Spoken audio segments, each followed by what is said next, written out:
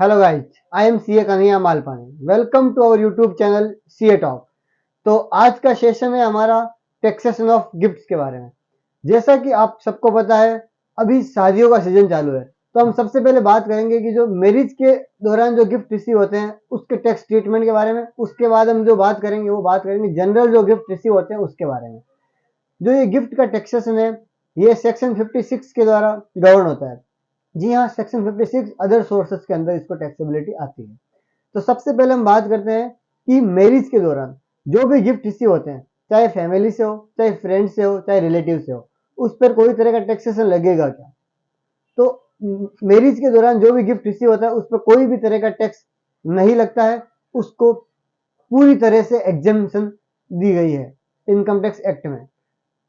तो अभी हम बात करते हैं कि अगर मैरिज में कैश रिसीव होता है या कोई गिफ्ट रिसीव होता है इन काइंड। इन काइंड का मतलब क्या होगा? अगर कोई प्रॉपर्टी रिसीव हुई या फिर कोई कार या मोटरसाइकिल या फिर कुछ भी रिसीव होता है तो उसका क्या टैक्सेशन रहेगा?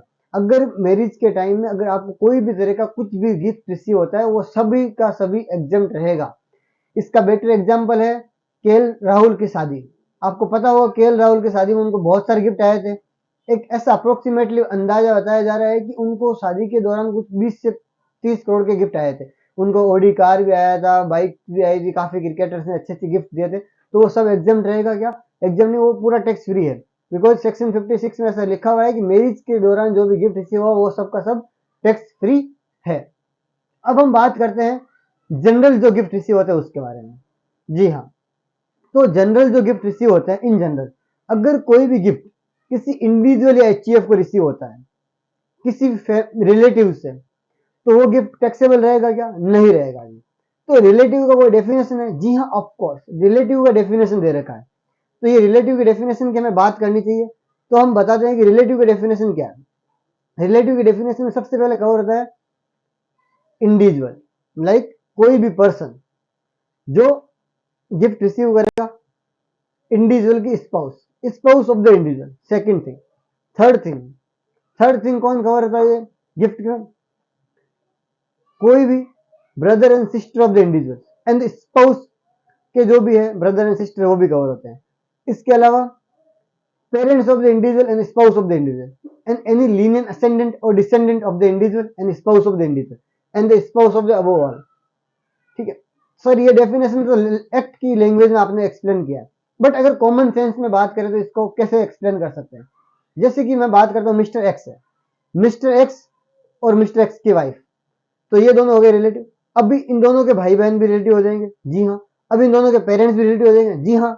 अगर इन दोनों के मतलब दादा दादी, मतलब लाइक ससुराल पक्ष की बात करें तो हो जाएगा अपने बच्चों के नाना नानी भी, वो सब भी कवर हो जाएंगे लीनियर असेंडेंट एंड डिसेंडेंट की डेफिनेशन में, और spouse of the above all. ठीक है, तो ये होगी रिलेटिव रिलेशन। अगर इन रिलेटिव से हमें कोई भी गिफ्ट रिसीव होता है वो सारा का सारा गिफ्ट क्या रहेगा? जी हाँ, गिफ्ट रहेगा आपको टैक्स फ्री। अब बात करते हैं कि रिलेटिव के अलावा कोई गिफ्ट रिसीव होता है उसका क्या टैक्स ट्रीटमेंट रहेगा। जी हाँ, ये भी हमें बात करना चाहिए। अगर रिलेटिव के अलावा आपको कोई गिफ्ट रिसीव होता है, कैश में रिसीव होता है ड्यूरिंग द ईयर, वो अगर गिफ्ट 50,000 रुपए से ज्यादा का है तो उस पर टैक्सेबिलिटी आएगी। जी हाँ, सेक्शन 56(2)(10) के अंदर इसकी टैक्सेबिलिटी आएगी। अगर रिलेटिव की बात हमने कर ली, अगर हमें कोई फैमिली या फ्रेंड से रिसीव होता है गिफ्ट तो क्या रहेगा? फैमिली या फ्रेंड्स वो रिलेटिव की डेफिनेशन में कहीं भी कवर नहीं है। उनसे अगर कोई गिफ्ट रिसीव हुआ है, अगर वो 50,000 रुपए से ज्यादा है ड्यूरिंग द ईयर का, सर एक रिलेटिव या सॉरी एक अगर फ्रेंड से 50,000 रुपए का गिफ्ट मिला है, ऐसे अगर 4-5 फ्रेंड से अगर हमने 50,000 से कम के गिफ्ट ले लिया, 49, 48, 47 लाइक ऐसे ऐसे करके, तो एग्जामेशन मिल ही जाएगी। जी हाँ, नहीं मिलेगा कोई। इसमें लिखा हुआ है कि ड्यूरिंग द ईयर में टोटल जो गिफ्ट रिसीव होता है वो मिला के 50,000 से ज्यादा नहीं होना चाहिए।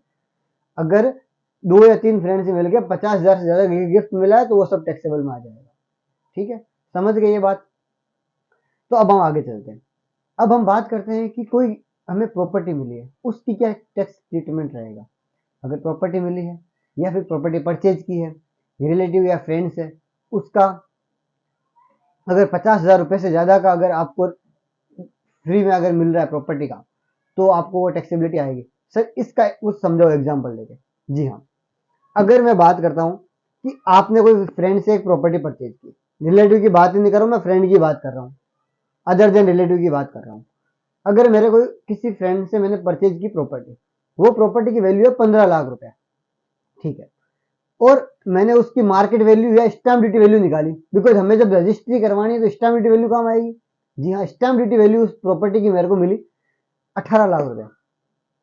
तो ये 3 लाख रुपए क्या है, ये 3 लाख रुपए चार्जेबल रहेगा, हाँ जी, सेक्शन 56 में, बिकॉज उसकी वैल्यू 50,000 ज्यादा की हो गई इसके लिए। अंडरस्टूड। अगर कोई भी डाउट हो तो आप हमें कमेंट करके जरूर बताइएगा। अब हम बात करते हैं कि अगर मैंने प्रॉपर्टी ली फ्रेंड से, वो 50 लाख रुपए की है, और उसकी स्टाम्प ड्यूटी वैल्यू है प्रॉपर्टी की वो 51 लाख रुपए है, तो इस केस में क्या होगा? प्रॉपर्टी 50,000 रुपए से ज्यादा का फ्री में मिला है तो सर टैक्सेबिलिटी आएगी सर? जी हाँ आएगी, बट इसमें एक क्लोज है, वो भी आपको ध्यान रखना चाहिए। अगर स्टाम्प ड्यूटी वैल्यू का एस्केलेशन 5% तक का ही है, लाइक हमने 50 लाख की प्रॉपर्टी परचेज की, स्टाम्प ड्यूटी वैल्यू 51 लाख रुपया है, 50 लाख का 5% कितना हो गया? 2.5 लाख रुपया। तो मतलब ये लॉ के अकॉर्डिंग भी 5% का फ्लक्चुएशन अलाउ होता है। तो अगर हमने 51 लाख की स्टाम्प ड्यूटी वैल्यू है तो कोई दिक्कत ही नहीं है ना, फिर तो कोई प्रॉब्लम ही नहीं, बिकॉज 5% का फ्लक्चुएशन तो लॉ ने अलाउ कर दिया, तो इसमें कोई दिक्कत नहीं आएगी आपको टैक्सेशन की, ठीक है। इसके अलावा सर हमने ऐसा सुना है कि कुछ अगर गिफ्ट रिसीव होते हैं कोई लोकल बॉडी से, लोकल बॉडी का मतलब क्या? लोकल बॉडी मतलब ये पंचायत नगर पालिका लाइन से, या फिर कोई ट्रस्ट, एजुकेशन ट्रस्ट से मिला है, या फिर कोई अपने को एजुकेशन इंस्टीट्यूशन से अगर कोई गिफ्ट मिला है, तो उसका क्या टैक्स ट्रीटमेंट रहेगा? अगर आपको कोई भी गिफ्ट मिलता है किसी ट्रस्ट से या एजुकेशन इंस्टीट्यूशन से, ये गिफ्ट भी आपको एग्जम्प्ट रहेगा, इस पर भी कोई टैक्स लायबिलिटी नहीं आएगा। तो अगर बात करें इन शॉर्ट, तो टैक्स लायबिलिटी कौन कौन से केस में नहीं आएगा? तो रिलेटिव के केस में तो आएगा ही नहीं। उसके अलावा अगर हमें कोई ट्रस्ट से मिला है या एजुकेशन इंस्टीट्यूशन से मिला है या हमें कोई लोकल बॉडी से मिला है, तो उसमें भी टैक्स लायबिलिटी नहीं आएगी। उसके अलावा अगर हम बात करें इनहेरिटेंस में, अगर आपको कोई प्रॉपर्टी मिली है या कुछ वसीयत में आपको कुछ चीज पैसा मिला है, तो उस पर भी कोई टैक्स ट्रीटमेंट नहीं आएगा। इसके अलावा हमने मैरिज की बात तो सेपरेटली, इसलिए हमने एक पूरा शुरुआत में इसी का सेशन रखा था, गिफ्ट रिसीव ऑन मैरिज। उसके अलावा हम बात करते हैं कि अगर कोई पैसा मिलता है किसी की डेथ की वजह से, आप उस डेथ के जो पर्सन की डेथ हुई है उसमें आप नॉमिनी थे, तो उस समय जो पैसा मिला वो भी एग्जेम्प्ट रहेगा। जी हाँ रहेगा, उस पर भी कोई टैक्स ट्रीटमेंट नहीं आएगा, ठीक है। ये लॉ में सब लिखा हुआ है। इसके अलावा भी कुछ कवर है चीजें, जी हाँ, उसके अलावा कोई यूनिवर्सिटी से, कोई फाउंडेशन से, इनसे अगर कोई पैसा मिलता है तो उस पर भी कोई टैक्स ट्रीटमेंट नहीं आएगा। इसके अलावा सर और क्या चीज है जो वहां पर टैक्स ट्रीटमेंट नहीं आएगा? इसके अलावा एक और चीज है, वो आपकी जनरल यूज में कम आएगी, बट इसका है कि अगर कोई मर्जर या फिर कोई डीमर्ज अमालगमेशन होता है, डीमर्जर या अमालगमेशन होता है कोई कंपनी का, उसमें कोई पैसा रिसीव होता है, तो उस पर भी कोई टैक्स ट्रीटमेंट नहीं है, ठीक है। तो इन शॉर्ट बात कर लेते हैं अभी हम। फाइनल कंक्लूजन ये निकला है कि जो गिफ्ट रिसीव होता है रिलेटिव से, उस पर कोई टैक्स ट्रीटमेंट नहीं आएगा। गिफ्ट रिसीव होता है मैरिज पे, उस पर भी कोई टैक्स ट्रीटमेंट नहीं आएगा। गिफ्ट रिसीव होता है कोई यूनिवर्सिटी से, एजुकेशन इंस्टीट्यूशन से या फिर किसी ट्रस्ट से, उस पर भी कोई टैक्स ट्रीटमेंट नहीं रहेगा। इसके अलावा हमें कोई डीमर्जर या अमालगमेशन में कोई पैसा मिलता है, उस पर भी कोई टैक्स ट्रीटमेंट नहीं आएगा, ठीक है। तो बेसिकली बात करें, अगर कोई अदर देन रिलेटिव से या इनके अलावा हमें कोई पैसा मिलता है, 50,000 रुपए से ज्यादा मिला पैसा, या कोई प्रॉपर्टी मिलती है, या फिर प्रॉपर्टी में हमने जो परचेज की उसकी वैल्यू, स्टैम्प ड्यूटी ज्यादा है, 50,000 रुपए ज्यादा है, तो उस समय टैक्स ट्रीटमेंट आएगा। इन शॉर्ट में बात यही है। Thank you so much for watching the video. Please like, share and comment and also subscribe to our channel. अगर आपको टैक्सेशन ऑफ गिफ्ट के रिलेटेड कोई भी तरह का डाउट हो तो आप हमें कमेंट करके जरूर बताएं। साथ ही हम अपने हमारे व्हाट्सएप चैनल के लिंक भी दे रहे हैं, उसके साथ हमारे व्हाट्सएप ग्रुप है, उसका भी हम आपको लिंक डिस्क्रिप्शन में दे रहे हैं।